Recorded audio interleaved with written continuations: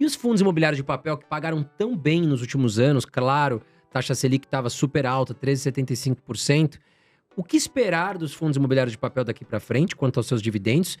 E se ainda vale a pena investir? É a pergunta que a gente recebe direto aqui.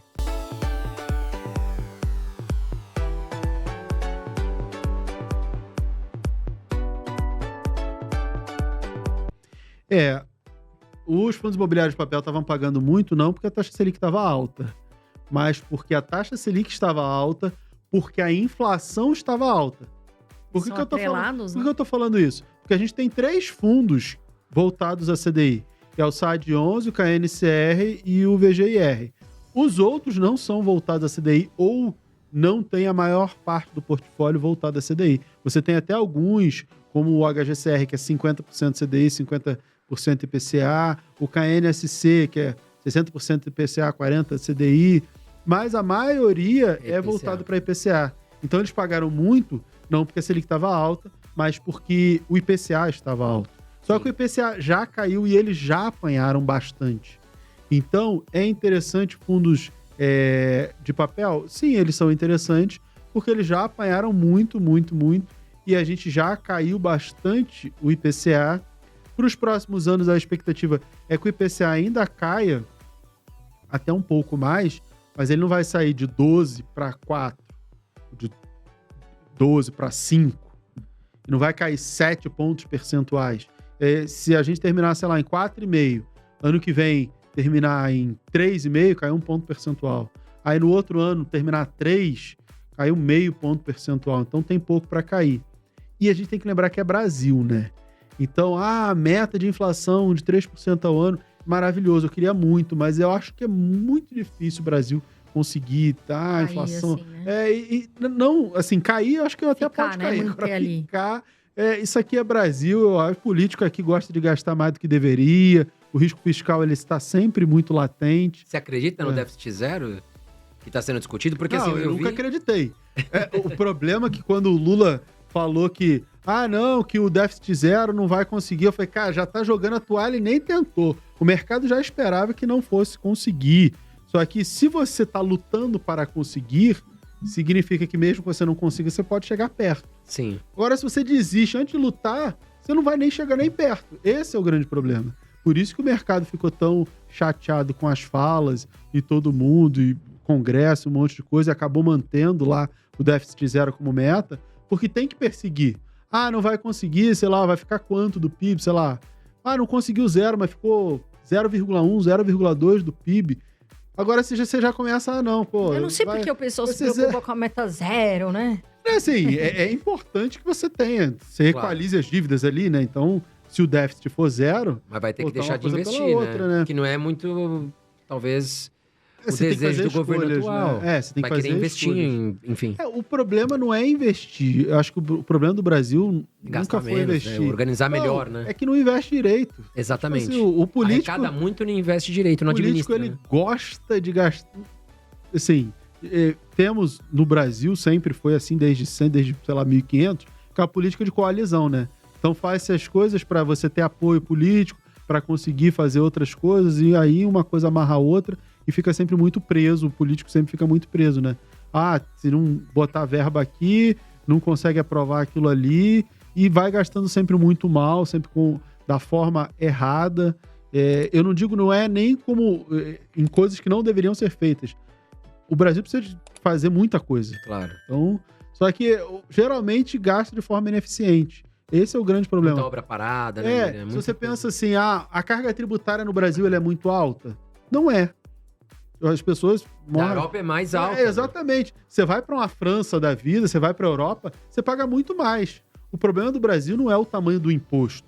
O problema do Brasil é que você tem que pagar o imposto 2 vezes. Então, assim, como assim 2 vezes? Você paga um imposto para ter educação, e aí você paga escola para teu filho de novo. Você paga para ter uma segurança. E paga seguro. Aí você paga seguro. Você paga para ter uma estrada asfaltada. Aí o carro quebra, você gasta com...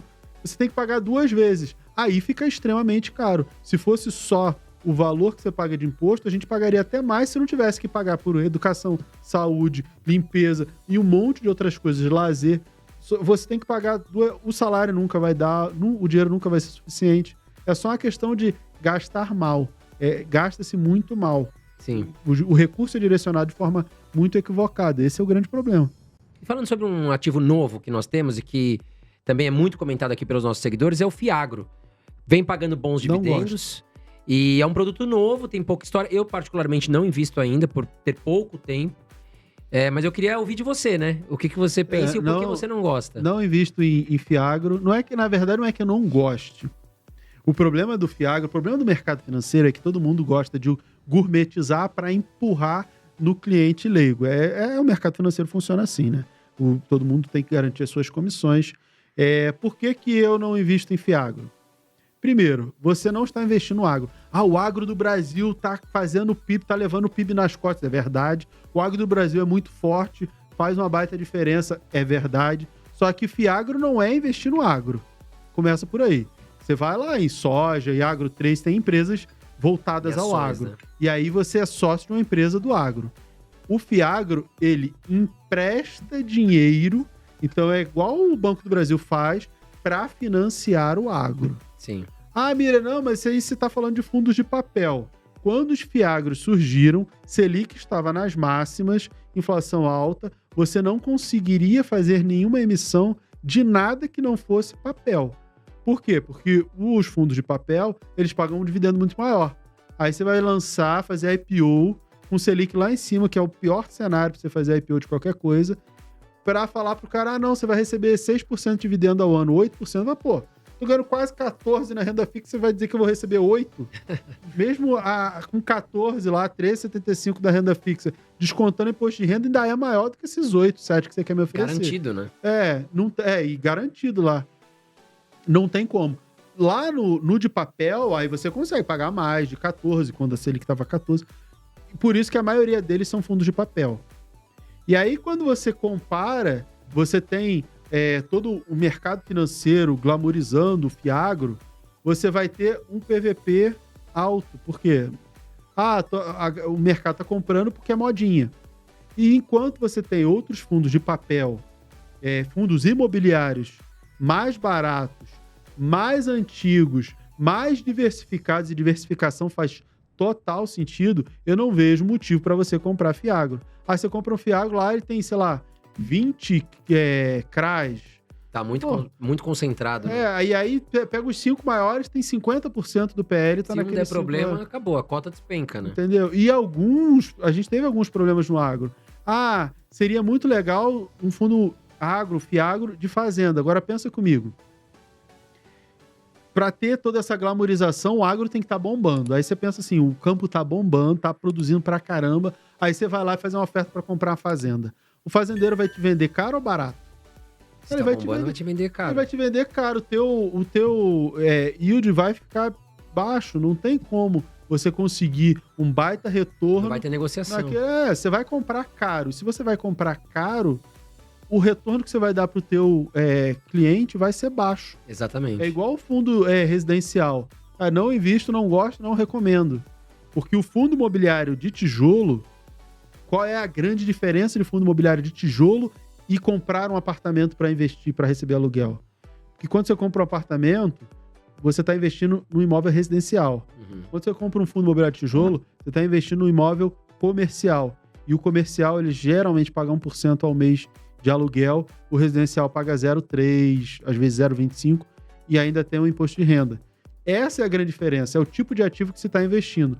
E aí, quando você vai para o fundo imobiliário, que vai investir naquilo que você não queria, como pessoa física investir diretamente, não faz sentido isso aqui dar muito retorno. Eu já conversei com gestores desse tipo de fundo, e eu lembro que um gestor me falou, ele falou, cara, um investidor tem que entender que ele vai diversificar o portfólio.